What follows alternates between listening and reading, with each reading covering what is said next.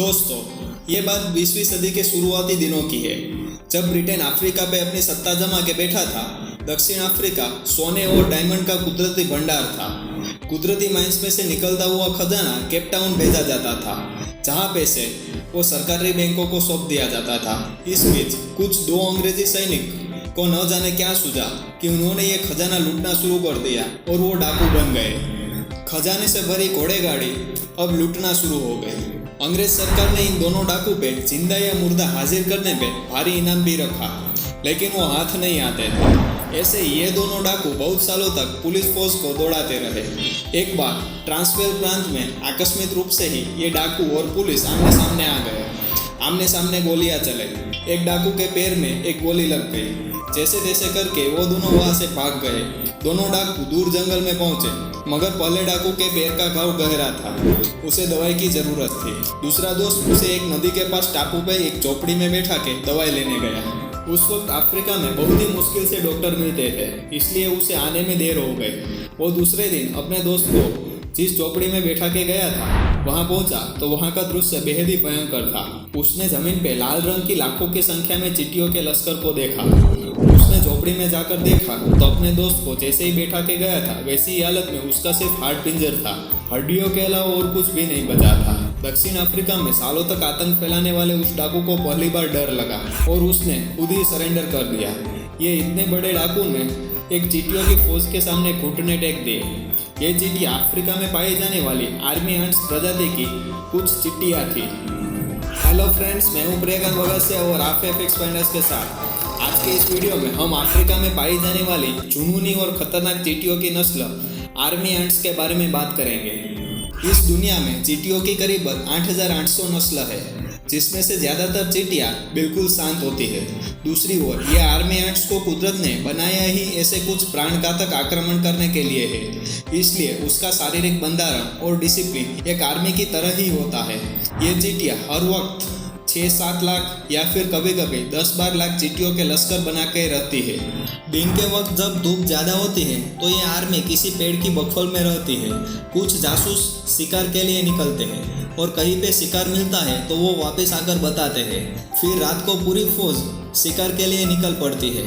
रात के अंधेरे में इस चींटियों को कुछ दिखता नहीं है। वैसे भी जो वर्कर्स यानी कि श्रमिक चींटियाँ होती है वो तो अंधी ही होती है, और वैसे भी उसे आंखों के। एक बार मध्य अफ्रीका में कुछ पक्षियों ने एक पेड़ पे कुछ 125 जितने घोंसले बनाए थे। सभी घोंसले में बच्चे भी थे। जासूस चींटियों को पता चलते ही पूरा लश्कर लेकर वहां पहुंच गए। सुबह सिर्फ हड्डियां ही बची थी। सन 1976 में एक जंगल के अधिकारी ने इस आर्मी एंट्स की फौज को देखा।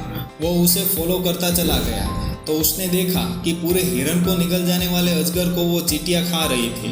अजगर भाग भी नहीं पा रहा था। अफ्रीका में एक बार एक शिकारी ने एक चीते को पिंजरे में कैद किया। वो उसे खाना देने के बाद अंदर अपने कमरे में चला गया। थोड़ी देर बाद चीते का शोर बढ़ गया। शिकारी ने सोचा कि वो पिंजरे में है इसलिए शोर कर रहा है। फिर थोड़ी देर में शोर शांत हो गया। सुबह उठ के उसने जब पिंजरे में देखा तो चीते की सिर्फ हड्डियां ही मौजूद थी। पूरे चीते को इस आर्मी एंट्स ने रात को फाड़ खाया था।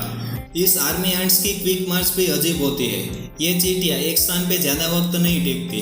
वो आगे कूच करती रहती है। कूच करते वक्त 5-6 चींटियाँ एक साथ चलती है, उसके पीछे 5-6 चींटियाँ चलती है। ऐसे ही शिस्तबद्ध अपनी आगे कूच होती रहती है। कुछ बड़ी चींटियाँ सरदार की तरह दोनों ओर रहकर सूचना भी देती रहती है। एक साथ लाखों चींटियों के जुनूनी हमले का मुकाबला करने के लिए पिस्तौल, रिवॉल्वर या और कुछ भी हथियार काम नहीं आता। दक्षिण और पश्चिम अफ्रीका के गांवों पर इस चींटियों का हमला कई बार होता रहता है। इस आर्मी एंट्स को खाना मिलते ही अपनी आर्मी की लाइन को तोड़ के शिकार को सभी दिशाओं में से कवर कर लेते हैं। ऐसे में गांव के लोगों को भागने के अलावा और कुछ ऑप्शन नहीं रहता। सबसे पहले वो छोटे बच्चे, बड़े बुजुर्ग और बीमार लोगों को लेके भाग निकलते हैं। दूसरे दिन जब डरते हुए वापस आते हैं तो बहुत सारी चीज़ें जैसे कि मुर्गी, बतख, पालतू जानवर, घर का अनाज जैसी चीज़ें गायब हो जाती है। आश्वासन। इस आर्मी एंट्स की फौज एक बॉल की तरह गोला बना के पेड़ों की बखोल में रहती है। इस बॉल का डायमीटर 1 मीटर से कम नहीं होता। इस बॉल के बीच में रानी चींटी सुरक्षित होती है। वो VIP कहलाती है। ये रानी चींटी एक वक्त पे करीब 3 लाख जितने अंडे देती है। जिसमें से सैनिक और श्रमिक दो तरह की चींटियां पैदा होती है। कुछ रानी चींटियां भी होती है।